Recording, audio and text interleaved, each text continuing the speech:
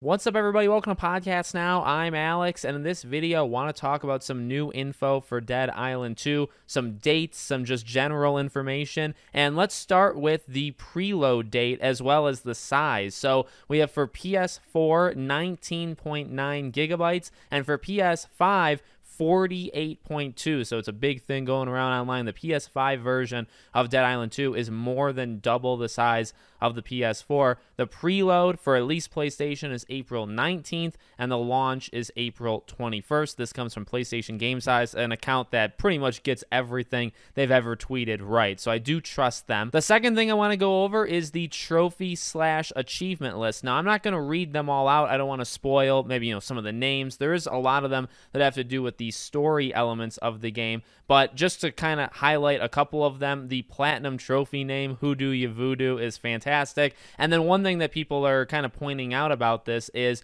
you actually will need to play co-op in order to get the Platinum. So there's two different trophies, one of which is completing 5 quests in co-op, and the other is reviving other players 5 times. So you are going to need to play, this game is a cooperative game. If you want to play cooperative or single player, that's totally up to you. But if you want to get the Platinum Trophy, you're going to have to play it at least a little bit with other people. There's things for completing non-story quests. The highest that goes up to is 40. So it seems like in order to Platinum this game, doesn't look like the most difficult thing in the world, but you are going to have to max out quite a bit of the things that this game allows you to do. And the final thing to keep an eye on, this is a future date to mark on your calendar, is April 18th, which is a Tuesday. It's just a few days before the game comes out on the 21st. That's when the review embargoes lift. There were some journalists that got it early that had tweeted out when they were allowed to post the review. Tuesday, April 18th at 7 a.m.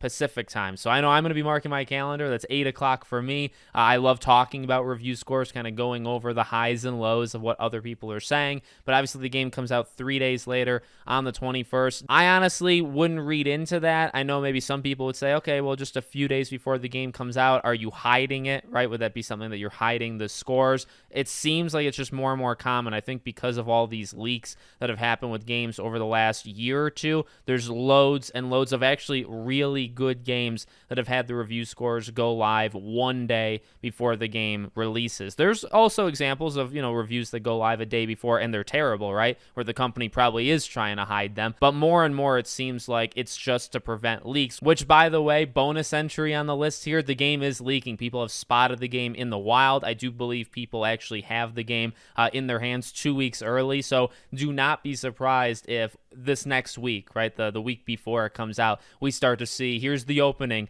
of Dead Island 2, here's the ending, here's all these different quests. I'm sure people will start to play it on Twitch and all that stuff, and I'm sure a lot of them will be taken down, but they're not going to get to everybody, and eventually the companies just give up and say, okay, whatever, do whatever you want. So just keep an eye on that as well, depending on if you care or don't care about spoilers. So let me know what you guys think in the comments. Make sure you're all subscribed, bell icon turned on. I'll be covering this game and playing it as quickly and as soon as I possibly can. Thanks for watching, and I'll see you all on the next one.